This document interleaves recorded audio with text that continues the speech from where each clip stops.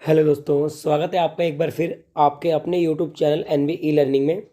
तो आज इस वीडियो में मैं आपके लिए लेकर आया हूँ सीबीएसई क्लास 12th टर्म 2 के लिए हिस्ट्री का प्रैक्टिस पेपर, जो कि कोड नंबर है 27। तो इसका जो क्वेश्चंस है और जो आंसर है वो दोनों एक साथ मिलेंगे इस वीडियो में। वीडियो को अंत तक देखेंगे। वीडियो पसंद आती है तो लाइक और शेयर करना बिल्कुल ना भूलें, और डिस्क्रिप्शन में जाके इस पीडीएफ को आप डाउनलोड कर सकते हो और प्रैक्टिस कर सकते हो। तो पेपर शुरू करने से पहले सबसे पहले जो इंस्ट्रक्शन है, क्योंकि सेकेंड टर्म जो होगा वो रिटर्न वाला होगा और आपको ओएमआर सीट नहीं मिलेगी, आपको पेपर में इसके आंसर लिखने पड़ेंगे। ठीक है, जैसे कि सीबीएसई ने ऐलान कर दिया है कि उसका पेपर ऑफलाइन होगा, यानी कि सेंटर पड़ेंगे। आपको सेंटर में जाके जो आंसर शीट मिलेगी उसमें आपको आंसर लिखने हैं। तो समय 2 घंटे मिलेंगे बच्चों आपको, और अधिकतम हम 40 होंगे। ये कुछ इंस्ट्रक्शन है जो कि मैं बताना चाहता हूँ आपको, फिर आपको मैं क्वेश्चन पेपर और उसके आंसर की ओर ले चलता हूँ। तो जो क्वेश्चन पेपर होगा बेटा आपका 4 खंडों में विभाजित होगा। क ख ग और घ सभी प्रश्न जो करने जरूरी होंगे। प्रश्न 1 से 4 3 अंक के होंगे, यानी कि आपके 12 मार्क्स के जो क्वेश्चन होंगे वो 3-3 नंबर के 4 प्रश्न करने पड़ेंगे और आपको पॉइंट में ही आंसर देना है। और खंड खा में 5 से 7 यानी कि कितने क्वेश्चन हो गए? 3 क्वेश्चन हो गए, वो 6 नंबर के, यानी कि 18 नंबर का ये आएगा आपका, और 12 नंबर का शॉर्ट वाले। और उसके बाद क्या है कि 4-4 अंक के 2 पैसेज आएंगे बेटा, केस आधारित, यानी 2 आपकी बुक में से पैसेज आएंगे 4-4 नंबर के, और 2 नंबर मानचित्र के होंगे। ठीक है, तो ये क्वेश्चन पेपर है जो कि दिल्ली सरकार ने जारी किया है। ये इंस्ट्रक्शन थोड़ी इंग्लिश में, आप वीडियो पॉज करके इसको रीड आउट कर सकते हो। तो ये कुछ क्वेश्चन है जिसको मैंने एक ही पीडीएफ में कंपाइल किया है। तो आई होप आपको जब पीडीएफ देखोगे तो सब कुछ एक ही साथ मिल जाएगा, तो समझने में आसानी रहेगी। चलते हैं उस वीडियो की ओर। तो प्यारे बच्चों, अब आपका प्रैक्टिस पेपर शुरू होता है आंसर के साथ। पहला प्रश्न क्या है बेटा कि संविधान सभा के सामने प्रस्तुत उद्देश्य प्रस्ताव में किन आदर्शों पर जोर दिया गया था? तो 3 नंबर का है, तो 3 पॉइंट लिखने हैं आपको, परंतु इस आंसर में आपको ज़्यादा पॉइंट मिलेंगे, लेकिन आपको 3 ही पॉइंट लिखने होंगे जब 3 नंबर का प्रश्न आएगा। एक चीज़ और बताना चाहता हूँ, समझाना चाहता हूँ आपको कि ज़रूरी नहीं कि ये सेम टू सेम क्वेश्चन आए, लेकिन जो आंसर देने का तरीका है वो आपको इस वीडियो के माध्यम से सीखना है कि कैसे अगर 3 नंबर का आता है तो 3 वो पॉइंट लिख के जो सॉलिड पॉइंट कहलाएंगे, और 6 नंबर का आता है तो पहला जो आंसर होगा, पहला पॉइंट होगा, वो सबसे सॉलिड होगा, फिर इसी क्रम में नीचे पॉइंट होते जाएंगे। तो पहले प्रश्न का उत्तर है कि उद्देश्य प्रस्ताव में आज़ाद भारत के मूल आदर्शों की रूपरेखा पेश की गई थी। भाई उद्देश्य प्रस्ताव में क्या क्या था? जवाहरलाल नेहरू ने 13 दिसंबर 1946 को उद्देश्य प्रस्ताव पेश किया था। किसने? जवाहरलाल नेहरू ने। ठीक है, याद होगा ये चीज़ आपको। उद्देश्य प्रस्ताव के माध्यम से उस फ्रेमवर्क को प्रस्तुत किया गया जिसके अनुसार संविधान के निर्माण के कार्य को बढ़ाया गया, यानी वो ऐसी रूपरेखा प्रस्तुत की गई थी कि संविधान कैसे बनाना है। संविधान सभा की तीसरी मीटिंग में ही ये उद्देश्य प्रस्ताव पारित कर दिया गया था, क्योंकि जो पहली मीटिंग 9 दिसंबर की हुई थी और 4 दिन बाद उद्देश्य प्रस्ताव लागू किया गया था। इसका मुख्य उद्देश्य था कि संविधान कैसे निर्माण होगा, कैसे आगे बढ़ाया जाएगा, और आज़ाद भारत के मूल आदर्शों की रूपरेखा प्रस्तुत की गई थी। ये प्रस्ताव में सुनिश्चित किया गया कि समस्त भारत के लोगों के लिए सामाजिक, आर्थिक, राजनीतिक प्रतिष्ठा, अवसर और न्याय की समानता मिले, और ये हमारे संविधान की प्रस्तावना में भी है। तो ये पॉइंट बहुत सॉलिड हो गया कि प्रस्ताव में यह सुनिश्चित किया गया कि समस्त भारत के लोगों को, हर भारतीय लोगों के सामाजिक, आर्थिक, राजनीतिक प्रतिष्ठा, अवसर और न्याय की समानता प्राप्त होगी। अभिव्यक्ति स्वतंत्रता, अभिव्यक्ति, उपासना, व्यवसाय आदि की मौलिक स्वतंत्रता होगी। अल्पसंख्यक, पिछड़े वर्ग के, जनजातियों के लिए रक्षात्मक प्रावधान होगा। और भी कोई अन्य बिंदु आप लिख सकते हो, यानी कि 5 पॉइंट दे रखे हैं, आपको 3 पॉइंट याद करने हैं। फिलहाल आप 5 पॉइंट याद करोगे परीक्षा की दृष्टि से कि उद्देश्य प्रस्ताव आज़ाद भारत के मूल आदर्शों की रूपरेखा थी इसमें, और संविधान कैसे आगे बढ़ेगा उसकी फ्रेमवर्क था उसमें, और ये सुनिश्चित किया गया कि सभी लोगों को सामाजिक, आर्थिक, राजनीतिक प्रतिष्ठा मिले, अवसर और न्याय की समानता मिले। जो इस लैंग्वेज यूज़ की गई है बेटा इसमें उत्तर में, आपसे भी ऐसी उम्मीद की जाएगी CBSE के चेकर द्वारा, ताकि अच्छे नंबर आए। और ये 12th क्लास है, छोटी क्लास तो है नहीं। अगले प्रश्न नंबर 2 है कि साहूकारों, जमींदारों, औपनिवेशिक राज्य के विरुद्ध संथाल विद्रोह के 3 कारण। आपका मेन क्वेश्चन है संथाल विद्रोह के 3 कारण। स्टार्टिंग में आपको बस थोड़ा और उलझाने के लिए इतने वर्ड जोड़ दिए गए हैं, लेकिन मेन प्रश्न है कि संथाल विद्रोह के 3 कारणों का परीक्षण कीजिए। तो 3 नंबर का ये भी, तो 3 पॉइंट आपको याद करने हैं। वैसे 4 दे रखे हैं इसमें। संथाल विद्रोह का मेन कारण क्या था कि ब्रिटिश सरकार संथालों की कृषि भूमि पर भारी राजस्व यानी कि कर वसूल रही थी। क्यों संथालों ने विद्रोह किया बच्चों? संथालों ने विद्रोह किस लिए किया? क्योंकि ब्रिटिश सरकार संथालों की कृषि भूमि पर भारी राजस्व लगा रही थी, यानी कर लगा रही थी। साहूकार दीकू लोग कौन होते थे बेटा? जो संथालों को ऊंची दरों पर ब्याज दिया करते थे। साहूकार ऊंची दर पर ब्याज वसूल रहे थे। दीकुओं द्वारा संथालों की जमीन पर कब्जा किया जा रहा था। तो संथाल विद्रोह साहूकारों के खिलाफ भी था, जमींदारों के खिलाफ भी था, और औपनिवेशिक राज्य के खिलाफ। पहला वाला औपनिवेशिक राज्य के खिलाफ हो गया, दूसरा वाला साहूकारों के, और तीसरा जमींदारों, साहूकारों व ब्रिटिश अधिकारियों द्वारा दामिन इको, वो इलाका जो संथालों को दिया गया था, दामिन इको कहलाता है। तो ब्रिटिश अधिकारियों द्वारा दामिन इको इलाके पर अतिक्रमण किया जा रहा था, उनको कब्जे में किया जा रहा था। और चौथा महत्वपूर्ण पॉइंट कि संथाल विद्रोह 1855 से 1856 तक साहूकारों, सरकार और जमींदारों के खिलाफ भागलपुर से लेकर राजकीय महल की पहाड़ियों तक चला। तो 1856 और 1855 में क्या हुआ? संथाल विद्रोह हुआ। तो ये पॉइंट भी लिख सकते हो कि इस दौरान संथाल विद्रोह इन तीनों के खिलाफ होता रहा। अगले प्रश्न अथवा वाला, यानी कि आपके पास इस प्रश्न के 2 ऑप्शन। अगर ये प्रश्न आपको अच्छा नहीं लगता तो सेकंड प्रश्न क्या है? स्तंभरारी। आपको पता 2 ही टॉपिक आ रहे हैं इस चैप्टर में से, कुदाल और हल वाला आ रहा है, बंगाल के जमींदार वाला आ रहा है। तो स्तंभरारी बंदोबस्त लागू होने के बाद जमींदार अपनी राजस्व मांग को अदा करने में बार बार कोताही करते रहे। राजस्व की बकाया रकमें बढ़ती गई।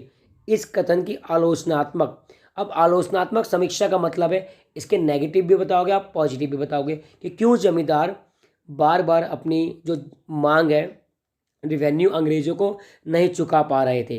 प्रश्न समझ में आया कि क्यों स्तंभरारी बंदोबस्त लागू होने के बाद जमींदार अपनी राजस्व यानी अपने कर को नहीं दे पा रहे थे अंग्रेजों को, उसके कारण क्या थे?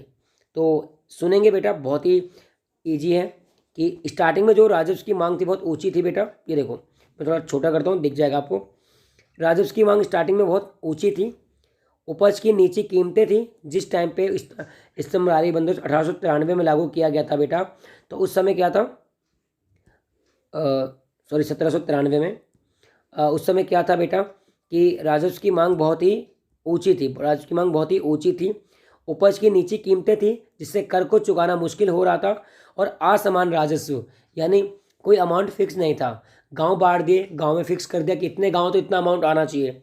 और सूर्यास्त विधि थी। क्या विधि थी बेटा? ये पता होगा आपको कि एक डेट फिक्स कर दी जाती थी, उस डेट को सूर्य अस्त होने से पहले आपको जितने भी फिक्स कर रखा था राजस्व वो आपको चुकाना था, वरना आपकी जमींदारी नीलाम कर दी जाएगी।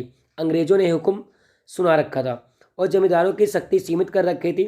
जमींदार की सैनिक टुकड़ियां भंग कर रखी थी। रियायतों से जमींदारों द्वारा कर वसूली में समस्या। तो ये सब महत्वपूर्ण कारण है, यानी कि ये सच वाले कारण हैं जो कि जमींदार अपना राजस्व नहीं चुका पाते थे। इसमें कोई फेक नहीं है कि स्टार्टिंग में राजस्व की मांगे बहुत ऊंची थी, उपज की नीची कीमतें थी, जिससे यानी कि जो रेवेन्यू उनको इकट्ठा होता था वो कम था, लेकिन अंग्रेजों ने ज़्यादा फिक्स कर रखा था। असमान राजस्व था, हर इलाके का जो रेवेन्यू था वो अलग अलग था, और सूर्यास्त विधि का पालन कर रखा था। जमींदार की शक्ति सीमित थी। तो ये कारण थे कि जिससे कि जो स्तंभरारी बंदोबस्त लागू होने के बाद जमींदार अपनी रकम को अदा नहीं कर पा रहे थे। प्रश्न नंबर 3 की ओर बढ़ते हैं। बहुत ही इंटरेस्टिंग और इंपॉर्टेंट क्वेश्चन है, मुगल साम्राज्य वाला। इसको मैं जूम करता हूँ। मुगल साम्राज्य के अंतर्गत 1857 में विद्रोहियों द्वारा जारी की गई घोषणाओं में भारतीय समाज के सभी तबकों में एकता और सह अस्तित्व का आह्वान किया जाता था। एकता के लिए उनके द्वारा अपनाए गए 3 तरीकों की व्याख्या कीजिए। इस चैप्टर की वीडियो अवेलेबल है मेरे यूट्यूब चैनल पे, और लास्ट जो क्वेश्चन पूछा गया था उसकी वीडियो भी अवेलेबल है इस NV ई-लर्निंग में, और डिटेल से समझाया गया है आपको। तो मुगल साम्राज्य के अंतर्गत 1857 में विद्रोही द्वारा जारी की जो घोषणाएं थी उसमें ऐसा क्या था कि सभी समाज के वर्गों के लिए थी वो, यानी हिंदू मुस्लिम एकता के प्रतीक थी। क्वेश्चन बदल भी दें कि ऐसी कौन से तरीके थे जिससे 1857 की क्रांति में हिंदू मुस्लिम एकता बढ़ी। तो बेटा सुनेंगे, मैं थोड़ा छोटा करता हूँ इसको। नंबर 1, घोषणाओं द्वारा सभी लोगों से बिना जाति धर्म का भेद किए विद्रोह का आह्वान किया गया, यानी सभी लोगों से कहा कि विद्रोह में शामिल हो बिना किसी धर्म जाति और भेदभाव के। मुस्लिम राजकुमारों और नवाबों की ओर से की गई घोषणाओं में हिंदुओं की भावनाओं का ख्याल रखा गया, यानी जिस राज्य में मुस्लिम राज्य राजकुमार थे उन्होंने जो घोषणाएं करी विद्रोह की, उनमें हिंदुओं की भावनाओं को ध्यान रखा गया। इस विद्रोह में एक ऐसे युद्ध के रूप में प्रस्तुत किया गया जिसमें हिंदू और मुसलमान दोनों को समान लाभ और हानि था, यानी एक ऐसा युद्ध था जिसमें हिंदू और मुसलमान दोनों को ही समान रूप से या तो फायदा होगा या नुकसान होगा। इस त्योहारों में, यानी कि जो समाचार पत्र वगैरह होते हैं, तो इस त्योहारों में अंग्रेजों से पहले के अतीत की ओर ध्यान आकर्षित किया कि कैसे अंग्रेजों ने अंतर्गत धार्मिक सहनशीलता की नीति कारण सभी समुदायों, यानी कि अंग्रेजों ने कैसे कोई और जाति ला रहे हैं और ईसाई धर्म यहाँ पर ला रहे हैं, तो इसका भी जिक्र किया गया। और बहादुर शाह जफर के नाम पे सारी घोषणाएं मोहम्मद और महावीर दोनों की दुहाई देते हुए जनता ने लड़ाई में सम्मिलित होने का आह्वान किया, यानी लड़ाई बहादुर शाह जफर के नाम से की गई। और जब लोगों का आह्वान किया गया तो मोहम्मद जो कि मुस्लिम के ईश्वर हैं और महावीर जो कि हिंदुओं के ईश्वर कहे जाते हैं, इनके नाम पर कहा कि आपको महावीर की सौगंध, आपको विद्रोह में भाग लेना है। तो ये सब कारण थे जिसमें एकता की ओर ध्यान दिया गया। ठीक है, अगले प्रश्न की ओर। चंपारण, खेड़ा, अहमदाबाद में गांधी जी की पहल ने किस प्रकार से उन्हें एक ऐसे राष्ट्रवादी के रूप में उभारा जिनमें गरीबों के लिए सहानुभूति थी, यानी ये 3 इंसिडेंट, चंपारण 1917 और अहमदाबाद 1918 और खेड़ा भी 1918, तो ये 3 आंदोलन बेटा ऐसे कौन से थे जिसने गांधी जी को एक राष्ट्रवादी, समझ में आए, जिनके कारण गांधी जी एक राष्ट्रवादी नेता के रूप में उभरे, यानी इन आंदोलनों ने महात्मा गांधी को राष्ट्र के स्तर पर पहचान दिलाई। ठीक है, तो सुनेंगे इन 3 आंदोलन के बारे में। चंपारण में किसानों के लिए काश्तकारी की सुरक्षा और अपनी पसंद की फसल उपजाने की आज़ादी दिलाने के लिए चंपारण में नील की खेती करवाई जाती थी किसानों से, अंग्रेजों ने, क्योंकि नील ब्रिटेन में बहुत निर्यात होता था। तो चंपारण में किसानों के लिए काश्तकारी की सुरक्षा, यानी अपने आप खुद काम करें और अपनी मनपसंद फसल उपजाने के लिए महात्मा गांधी ने साथ दिया। चंपारण बिहार का क्षेत्र है।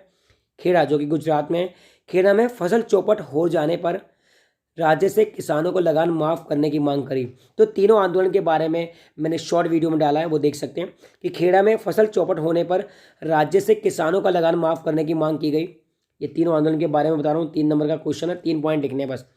अहमदाबाद में कपड़ों की मिलों में काम करने वाले की बेहतर स्थितियों की मांग, यानी मजदूरों की बेहतर स्थितियों की मांग की गई।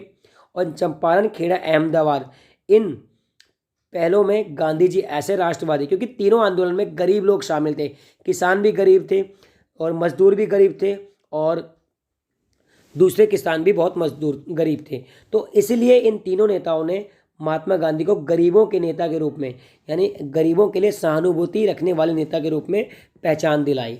याद रखना है, बहुत ही महत्वपूर्ण प्रश्न है, सेम टू सेम भी आपकी परीक्षा में आ सकता है। सेक्शन बी है लॉन्ग आंसर टाइप, तो 6 नंबर के आएंगे तो 6 पॉइंट आपको लिखने हैं। तो पहले क्वेश्चन की ओर बढ़ते हैं कि 1857 के विद्रोह के बारे में चित्रों से क्या पता चलता है। वेरी इंपॉर्टेंट क्वेश्चन है कि चित्रों से क्या पता चलता है और इतिहासकार चित्रों का विश्लेषण कैसे करते हैं।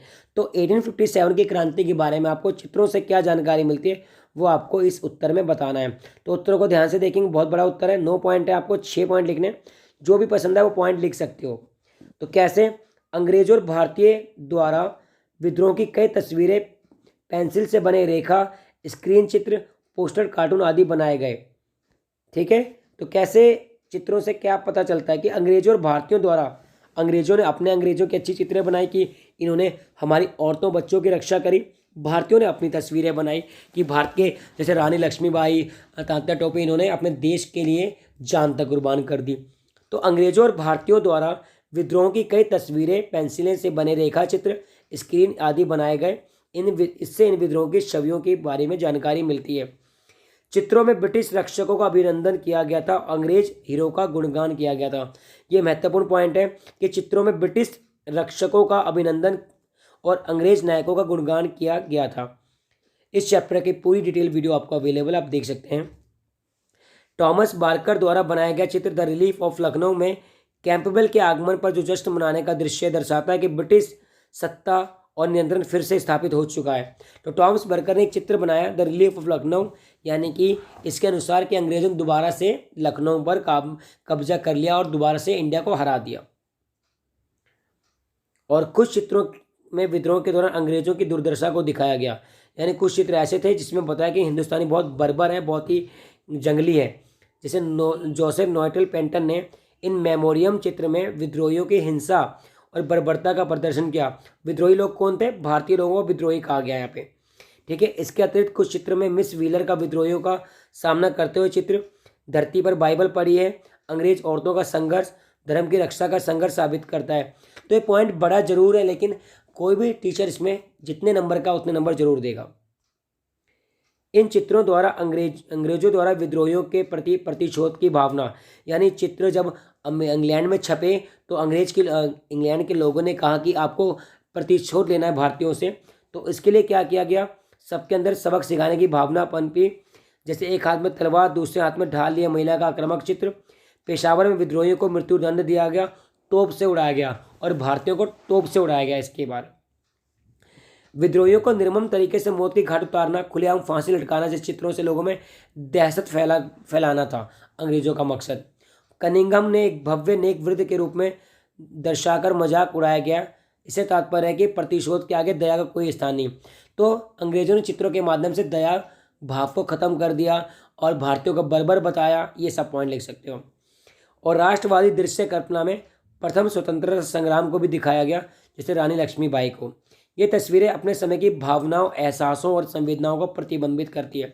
यानी चित्रों के माध्यम से अंग्रेजों ने अपने वीरों का गुणगान किया, भारतीयों ने अपने वीरों का गुणगान किया। अंग्रेजों ने भारतीयों को बहुत बर्बर क्रूर दर्शाया, भारतीयों को जंगली बताया, उनकी महिलाओं औरतों के साथ गलत काम करने वाला बताया। तो बदले में लोगों ने कहा कि भारतीयों से सबक लो। फिर अंग्रेजों ने तोप से लोगों को उड़ाते हुए चित्र बनवाए। तो ये आपका सटीक उत्तर है प्रश्न नंबर 5 का। प्रश्न नंबर 6, गांधी जी ने राष्ट्रीय आंदोलन का स्वरूप एक जन आंदोलन बदल दिया। यानी गांधी जी ने कैसे राष्ट्रीय आंदोलन को जन आंदोलन में बदल दिया? क्यों गांधी जी इतने फेमस हुए कि अमीर तो अमीर, आम जनता, गरीब फकीर भी महात्मा गांधी के साथ हो लिए? कहने का मतलब प्रश्न का, कैसे एक राष्ट्रीय आंदोलन जन आंदोलन बदल गया, उदाहरण से बताना है आपको। 6 नंबर का प्रश्न बेटा। गांधी जी की भाषा और सादगी ने उन्हें जनता से जुड़ने में हेल्प करी। तो गांधी जी की जो भाषा, वेशभूषा और सादगी थी, आम लोग इन्हें अपना ही व्यक्ति समझते थे। पोशाक और जीवन शैली में आम लोगों के साथ सहानुभूति और पहचान बनाई इन्होंने। गांधी जी ने 3 जन आंदोलन करे। कौन कौन सा पता है आपको? खेड़ा, अभी ऊपर बताया था, खेड़ा हो गया, चंपारण और अहमदाबाद। गांधी जी 3 आंदोलन करे जिनमें व्यापक रूप से सभी वर्गों ने, साथ में ये भी लिखेंगे असहयोग आंदोलन भी बेटा। असहयोग आंदोलन हो गया एक, भारत छोड़ो हो गया, भारत छोड़ो, और नमक, ठीक है, नमक कानून। तो ये आंदोलन भी, ये 3, हम जन आंदोलन की बात करेंगे तो ये 3 आंदोलन जुड़ जाएंगे। और गरीबों के लिए तो वो 3 खेड़ा सत्याग्रह वाले तो है ही। तो गांधी जी की भाषा, सादगी ने उन्हें जनता से जुड़ने में मदद करी। पोशाक यानी वेशभूषा, जीवन शैली में आम लोगों के साथ सहानुभूति पहचान बनाई। गांधी जी के 3 आंदोलनों में जन लोगों ने, यानी कि आम लोगों ने बहुत बढ़ चढ़कर भाग लिया। उनके आह्वान पर छात्रों ने सरकार द्वारा संचालित स्कूल कॉलेजों में जाना बंद कर दिया। वकीलों ने अदालतों में जाना इनकार कर दिया। मजदूरों ने शहर में हड़ताल कर दी। जनजातियों, जो जनजाति लोग थे, वन कानूनों का उल्लंघन किया। हिंदू मुस्लिम एकता पर जोर दिया गया महात्मा गांधी के द्वारा। हिंदू मुसलमानों ने खिलाफत और सहयोग आंदोलन में बढ़ चढ़ कर भाग लिया। उन्हें स्वशासन की अवधारणा को बढ़ावा दिया। सत्याग्रह को लोकप्रिय बनाया। उन्होंने अहिंसा को लोकप्रिय बनाया। उन्होंने स्वदेशी पर जोर दिया और विदेशी का बहिष्कार पर जोर दिया, ठीक है। और चरखे, जो कि आम आदमी करते हैं, चरखे के माध्यम से विकेंद्रीकरण पर जोर दिया। अस्पृश्यता, छुआछूत के खिलाफ आवाज़ उठाई। चरखे के माध्यम से स्वदेशी उद्योगों का पुनर्गठन में बल दिया। महिलाओं के सुधार की कोशिश की गई। उन्होंने देश के विभिन्न हिस्सों में कांग्रेस की नई शाखाएं स्थापित करी। तो ये और भी हैं बेटा। एक अत्यधिक प्रतिभाशाली भारतीयों ने एक स्वयं को गांधी जी के साथ जोड़ा। सरदार वल्लभ भाई पटेल, जवाहरलाल नेहरू, इन सब महात्मा गांधी से खुद को जुड़ा हुआ मानते थे। तो ये सब कारण थे कि महात्मा गांधी राष्ट्रीय आंदोलन का स्वरूप जन आंदोलन में बदल दिया। यानी लोग क्यों शामिल हुए, तो शुरुआत के 6 पॉइंट ही बेस्ट है। गांधी जी की भाषा, सादगी, आंदोलन, और लोगों ने स्कूल कॉलेज जाना बंद कर दिया, वकीलों ने काम पर जाना बंद कर दिया, हिंदू मुस्लिम एकता पर बल दिया गया और स्वशासन को बढ़ावा दिया। तो ये 7 पॉइंट याद कर लोगे तो 7 में से 6 लिखने और 6/6 नंबर आपको मिल जाएंगे। एक अथवा वाला प्रश्न है कि दिसंबर 1929 में कांग्रेस के लाहौर अधिवेशन के महत्व को स्पष्ट कीजिए। क्योंकि ये मेन अधिवेशन है, क्योंकि 26 जनवरी 1930 को हमने आज़ादी मनाई थी। जब इसे हम 26 जनवरी को गणतंत्र दिवस मनाते हैं, ये शायद आपके अध्यापक ने आपको बताया होगा। तो दिसंबर 1929 में कांग्रेस के लाहौर अधिवेशन के महत्व को स्पष्ट कीजिए। 26 जनवरी 1930 को स्वतंत्रता दिवस मनाने के लिए गांधी जी द्वारा क्या निर्देश दिए गए। ठीक है, तो ये लाहौर अधिवेशन कब हुआ था? 1929 में लाहौर में, दिसंबर में। ठीक है, इसका क्या महत्व है? क्योंकि ये पहली बार इस अधिवेशन में हमने पूर्ण स्वराज्य की कसम खाई थी। किसकी? पूर्ण स्वराज्य की कसम खाई थी। चलो मैं बताता हूँ इसके उत्तर, ध्यान से देखेंगे। दिसंबर 1929 में कांग्रेस का वार्षिक अधिवेशन लाहौर में हुआ था। जवाहरलाल नेहरू इस अधिवेशन के अध्यक्ष चुने गए, जो युवा पीढ़ी के प्रतीक थे। तो महत्वपूर्ण पॉइंट है कि जवाहरलाल नेहरू इस अधिवेशन के अध्यक्ष थे। इस अधिवेशन में पूर्ण स्वराज्य की मांग की गई। तो महत्वपूर्ण पॉइंट 2 आ गए कि इस अधिवेशन में पूर्ण स्वराज्य की मांग की गई और 26 जनवरी 1930 को विभिन्न स्थानों पर राष्ट्रीय ध्वज फहराकर देशभक्ति के गीत गाकर आज़ादी मनाई। गांधी जी के अनुसार स्वतंत्रता दिवस मनाने की उद्घोषणा सभी गांवों और सभी शहरों और पूरे देश में ही संगठित हों कि एक साथ सब ये पूरे देश भर में 26 जनवरी को धूमधाम से मनाया जाए। समारोह की शुरुआत राष्ट्रीय गीत से ध्वजा फहराकर और देशभक्ति गीत गाए जाएं। दिन में रचनात्मक कार्य करेंगे, सूत की कताई, अछूतों की सेवा, हिंदू मुसलमान पुनर्मिलन। तो इस तरीके से हमने पहला आज़ादी मनाई। पहला आज़ादी कैसे मनाई बेटा? एक तो इसके अध्यक्ष जवाहरलाल नेहरू थे, पूर्ण स्वराज्य की मांग की गई, विभिन्न स्थानों पर झंडा फहराया गया, गांधी जी के अनुसार सभी भारत के सभी भागों में एक साथ संगोष्ठियाँ की गई और समारोह की शुरुआत में राष्ट्रीय ध्वज फहराया गया, देशभक्ति के गीत गाए गए। दिन में बहुत सारे, जैसे हम स्कूल में फंक्शन करते हैं, वो फंक्शन किए गए। 7वां प्रश्न, मुगल शासकों को शक्ति सीधे ईश्वर से मिलती। ये भी पूरा टॉपिक, जितने भी इस क्वेश्चन में प्रश्न आए हैं, एक को छोड़ के सभी प्रश्न मेरी यूट्यूब की वीडियो में अवेलेबल है डिटेल में, चैप्टर सहित। तो मुगल शासकों को सीधे ईश्वर से शक्ति मिलती है। देवीय प्रकाश के सिद्धांत को स्पष्ट कीजिए। कहा गया था ना कि एक मुगल रानी अलान कुआ अपने शिविर में बैठ के आराम कर रही थी, तो सूरज की किरण से वो गर्भवती हो गई। तो एक ये उत्तर है इसका कि मुगलों के राजत्व सिद्धांत को अबुल फजल ने सबसे ऊंचे स्थान पर, अबुल फजल अकबर का दरबारी कवि था, तो अबुल फजल ने मुगलों के बारे में कहा कि ये राजाओं को ईश्वर से शक्ति मिली है। रानी अलान कुआ की कहानी से समझाने का प्रयास किया गया कि गर्भ में पल रहे संतानों पर दिव्य प्रकाश का प्रभाव स्पष्ट। दिव्य प्रकाश पीढ़ी दर पीढ़ी स्थानांतरित होता है। मुगल राजत्व के अंतर्गत संतानें फर-ए-जादी, यानी फर-ए-जादी का मतलब ईश्वरीय प्रकाश को धारण करती हैं। फर-ए-जादी का सिद्धांत किसने दिया था? सिहुबुद्दीन सोहरावार्दी ने दिया था बेटा। महत्वपूर्ण है, देवीय राजत्व के अंतर्गत मुगल बादशाह पृथ्वी पर ईश्वर का प्रतिनिधि है। तो ये था कि अबुल फाजिल ने सबसे ऊंचे स्थान पर रखा। और एक कहानी भी लिख सकते हो, 2 पॉइंट मिल जाएंगे आपको, 2 नंबर मिल जाएंगे। देवीय प्रकाश पीढ़ी दर पीढ़ी हस्तांतरित होता रहता है, इनको फर-ए-जादी कहा। और इतिवृत्तों को विवरणों के साथ चित्रों ने इन विचारों को इस प्रकार किया कि देखने के मन मस्तिष्क में स्थायी प्रभाव पड़े। और 17वीं सेंचुरी में जो चित्र बनाए गए, उनके सर के आगे ऐसे सूरज सा बनाया गया, यानी प्रभा मंडल चित्रित किया गया। आपको सिर्फ 6 पॉइंट याद करने हैं।